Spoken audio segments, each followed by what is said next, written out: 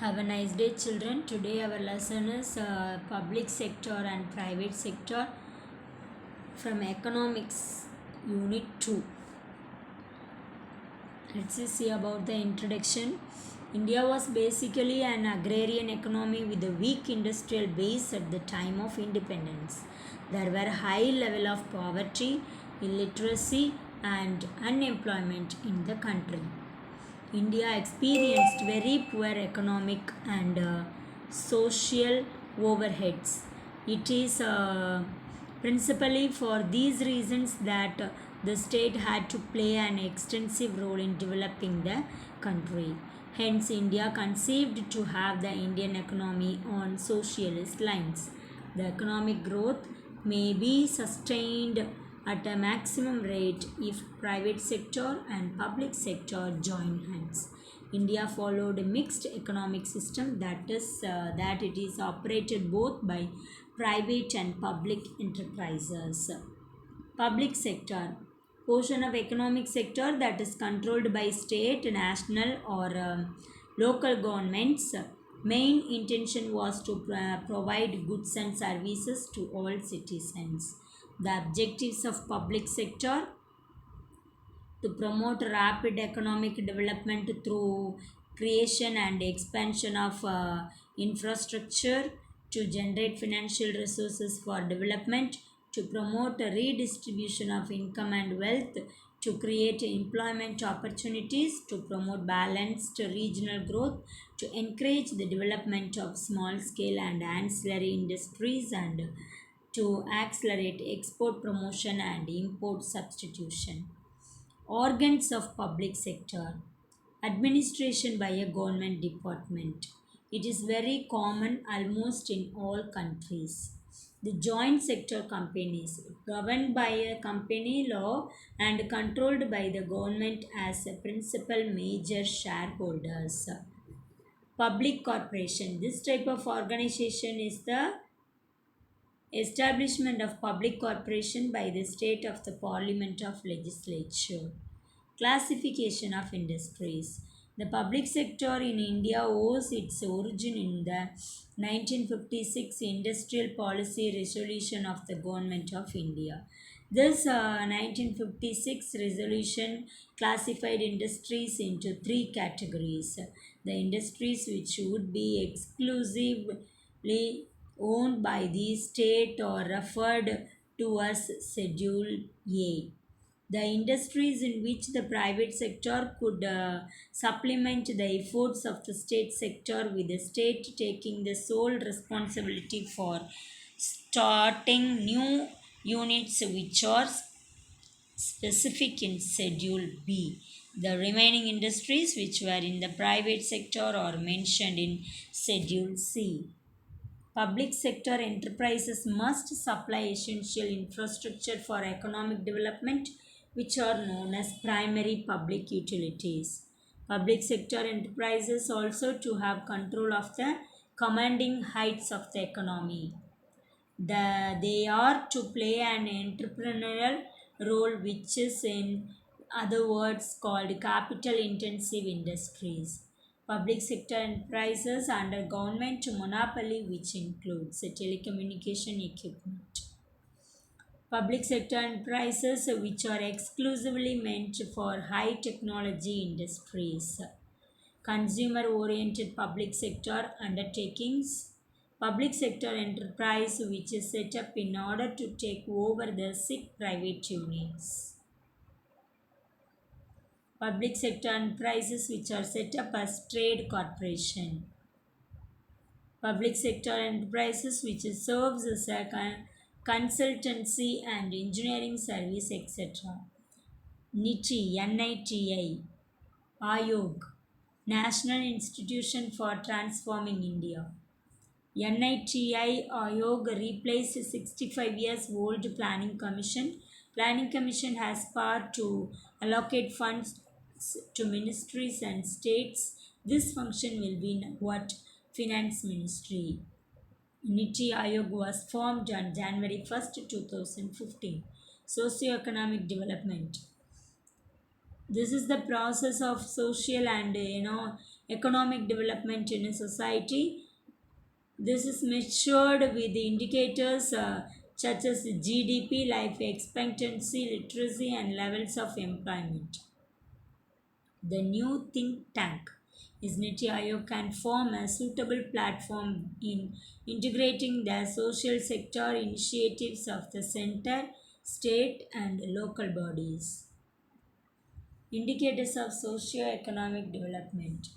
Gross domestic product (GDP). GDP supports in developing socio-economic development. The proportion of GDP by the industrial sector, both private and public sector, has been increased. It results in increasing government funds and increased public spending. Life expectancy. According to 2011 Census of India, life expectancy in India is 65 point is 65 80 years for men and 68 sorry. According to 2011 Census of India, life expectancy in India is 65.80 years for men and 68.33 years for women. Government provides high degree of health measures through various programs.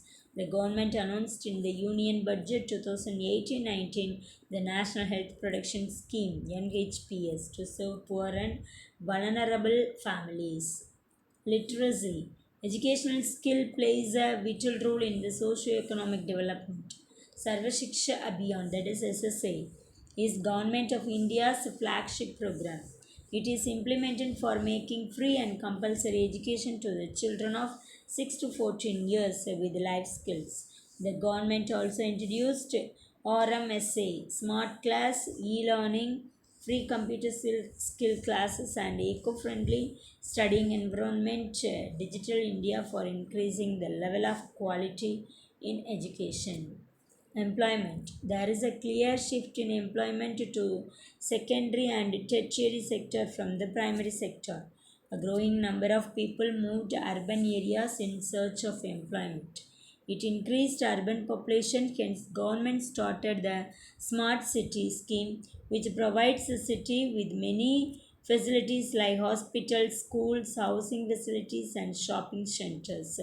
To promote rural and backward areas in terms of employment, the government encourages private sectors to start an industry in backward areas by providing tax benefit electricity at a lower tariff, etc. It removes regional inequality. Provision of house, clean drinking water, and sanitation. Government sector provides housing facilities, clean drinking water facilities, and sanitary facilities under Clean India planning. Providing clean water and sanitary facilities overcome diseases and malnutrition. By providing these facilities, the life cycle of the people increases. Importance of public sector and capital formation. The role of public sector in collecting, saving, and investing them during the planning period has been very important. Economic development. Economic development mainly depends upon industrial development. Heavy and basic industries like iron and steel, shipping, mining, etc., are required for supplying raw materials to small industries. Balanced regional development. Public sector undertakings have located their plants in backward parts of the country. These areas lacked basic industrial and civic facilities like electricity, water supply, township, and manpower. Public enterprises have developed these facilities, thereby bringing about a complete transformation in the socio-economic life of the people in this region. Employment generation. Public sector has created millions of jobs to tackle the unemployment problem in the country. The number of persons employed during the year 2011 was 150 lakh. Public sector has also contributed a lot towards the improvement of working and living conditions of workers by serving as a model employer. Export promotion and foreign exchange earnings. Some public enterprises have done much to promote India's promote. The State Trading Corporation, the Minerals and Metals Trading Corporation, Hindustan Steel Limited, the Bharat Electronics Limited, the Hindustan Machine Tools, etc., have done very well in export promotion. Protection to sick industries. Public sector to prevent sick unit closing down takes over their responsibility of prevent many people from getting unemployed. Not only this, but it prevents unnecessary lacking of capital, land, building, machinery, etc. Locking. Important substitution. Some public sector enterprises were started specifically to produce goods which were formerly imported and thus to have foreign exchange.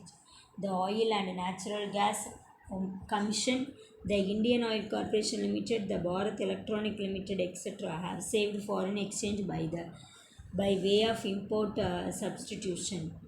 Difference between public sector and private sector.